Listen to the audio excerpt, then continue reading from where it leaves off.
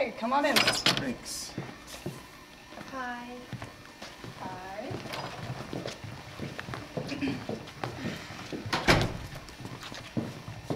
Have a seat. Thank you. Thank you guys for coming. I'm Dr. Bagley. So glad you guys were able to make it to therapy today.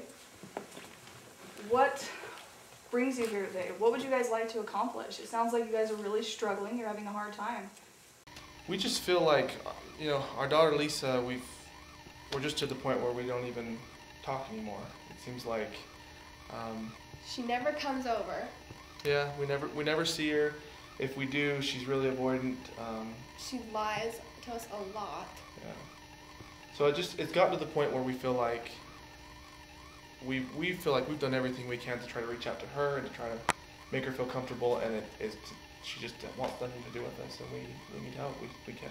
We've done everything we can. Yeah. Okay. Lisa, how do you feel about this? How is this for you?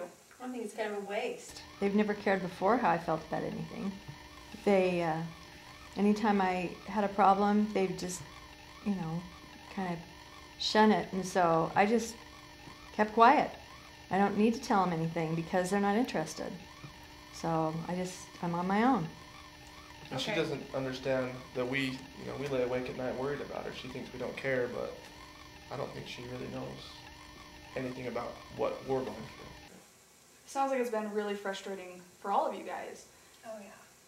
I think it's really important if we are able to look in the past and see what's gotten you guys to this point. So can you think of an example of when it was really hard for you? When it Kinda first started? Always been this way. Always. Like since she came to our family.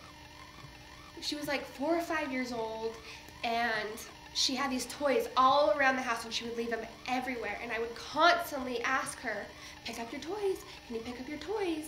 I would ask her nicely, and she would always throw the biggest fits, huh?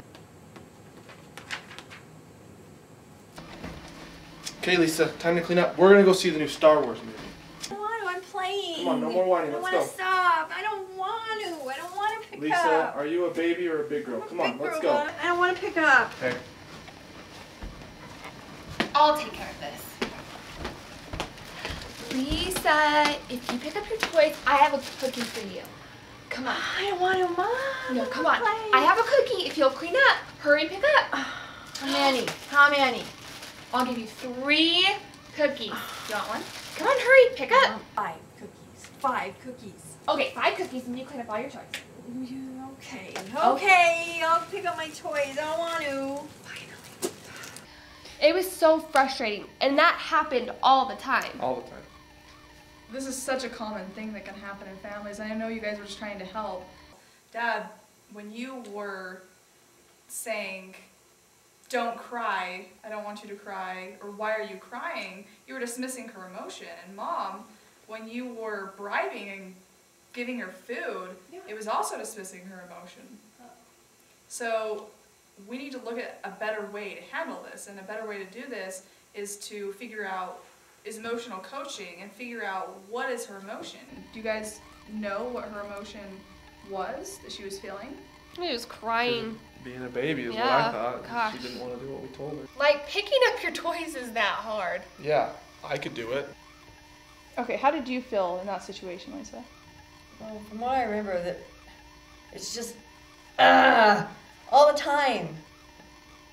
There aren't any words for it. I don't have any words for it. It's just I don't care. Okay, so we talked earlier about emotional dismissing, and now we're going to talk about a better way that you could have handled that situation through emotional coaching. So when you were dismissing her emotion, instead of doing that, you could have said, identified the emotion and said, what is it that you're feeling? Why is it this is upsetting to you to pick up the toys? Can you imagine how that might have gone had you applied that principle to that situation?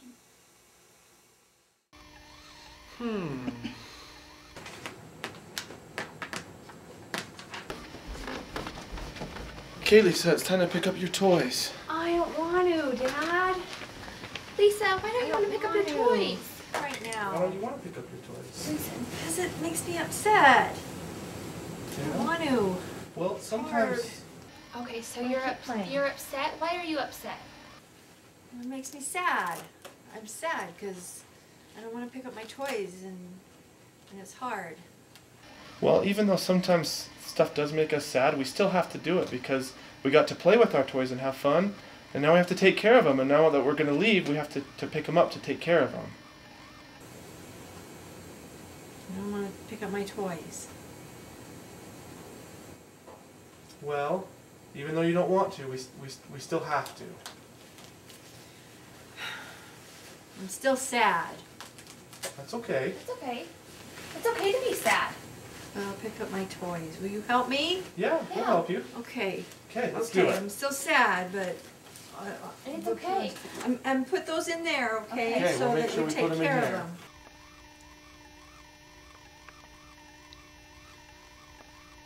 Yeah, I really think that would have helped. I think that would have helped a lot of our problems, probably.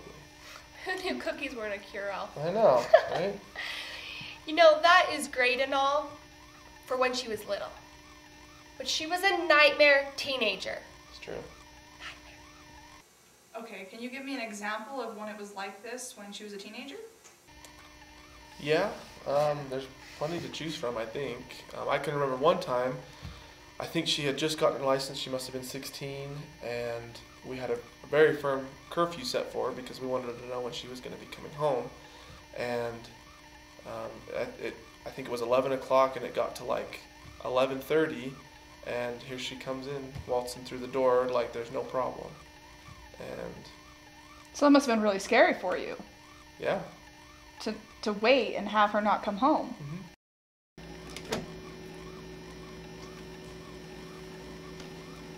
Where have you been? I'm sorry I'm late. I broke curfew. You I'm are sorry. 30 minutes late. Sorry. Sit down. So where were you? I was with friends. Were you the boy? No. We lost track of time. I'm sorry. Why didn't you call? Because I couldn't find a phone. You can always find a phone. There wasn't one around where we were at. All right, you know what? You're grounded. You're not going out with your Dad, friends don't- for a month. No, I don't want to You hear don't- anymore. Go to your room. She was just so inconsiderate and so disrespectful and disobedient, and it seems like it's always been that way. Okay. Lisa, how did you feel at that time? Do you remember? Yeah, I was really hurt. There was just nothing but criticism. Why are you home late? Well, I just felt like I didn't matter. It was their rules that mattered. And they'd tell me, well, you could have called. You could have borrowed somebody's phone. You could have gotten a ride with somebody else. It was all about their rules. It didn't matter what happened to me, if there was a problem. So, I don't know. It's just very frustrating. Oh, that's not true. The reason the rules are in place is to keep her safe. Right. You guys are starting to get a little bit dismissive again. Can you imagine if you had used emotional coaching to address a situation in a less critical manner?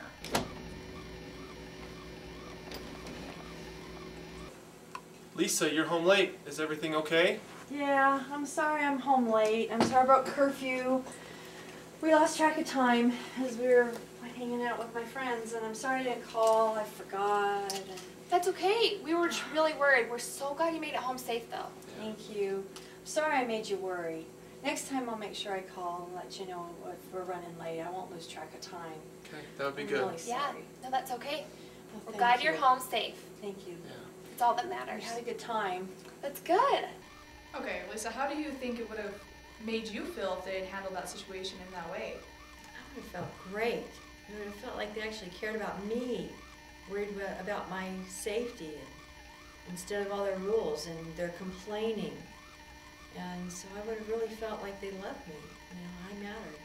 But just 2 months ago, I come home with a problem about my roommate at school, and I'm trying to tell him about it, and then there comes the complaining, and I'm just not good enough again, and their rules, and so it's happening again. Hi, Mom. Hey, hon, how are ya? I'm okay. Frustrated. Haven't seen you in a while. I just needed to get away from my roommate. So drive me nuts. Where's Dad? Oh, he's downstairs watching the game, you know. Okay. Well. Why are you so ornery? I'm just frustrated with my roommates. I didn't know it was going to be so hard living with my friends. And one roommate eats all my food. The other one takes my clothes and doesn't put them back. And they don't do their own dishes. And they have people stay over all night long. And You know, that is part of growing up and being an adult and living with somebody else. You better learn to buck I up. didn't think it would be so hard with my friends. I just thought it would be a lot easier. Don't be such a drama queen. He's right. Why do I even bother coming home? You know what? I have a cookie for you. That always helps. That'll make me happy. Thank you. You know, I went through the same thing. It sucks, but you just have to deal with it. Well, I just felt like they just wanted me to buck up and not be a drama queen, and they didn't really care about me. They didn't worry about how I felt. You know, I don't think I ever realized how much we do that. How much we just dismiss how she feels. You know, I think we probably could have handled that situation better using some emotion coaching. Yeah, I think that really would have helped. Would have helped me a lot. hey, Mom. Hi, hon. How are you? Okay, where's Dad? Oh, he's downstairs watching the game, you know. Okay. What's up? Why are you so upset? I'm just really frustrated with my roommates. I've got one roommate, she eats all my food. The other roommate takes my clothes. Neither of them do their own dishes. I didn't know it was going to be so hard living with roommates, and they're my friends. You know, it is hard living with them. What are you doing to help, to fix it? We marked the shelves so that we know whose is whose, so that worked out okay. That's a really, really good way to handle that. That's my girl. Thanks, Dad's proud Dad. of me too. Thanks, Dad. You know, it is frustrating. I remember when I had roommates and I was in college, it can be a very frustrating situation.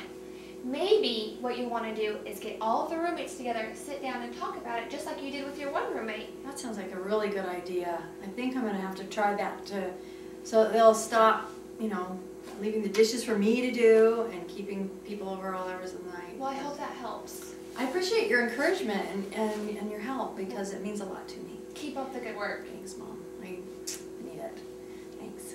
You guys handled that so well. I'm so proud of the progress that you have made in emotional coaching. It looks like we are out of time for this week, but your assignment for this week is to go home and try out emotional coaching. And see how you do with that. When you come back, we'll discuss it. How does that sound? Sounds great. Sounds good. I'll do it. Thank Thank you you. so much. Thank you guys for coming. And I love you, Mom and Dad. I love you too, Lisa. Thank you.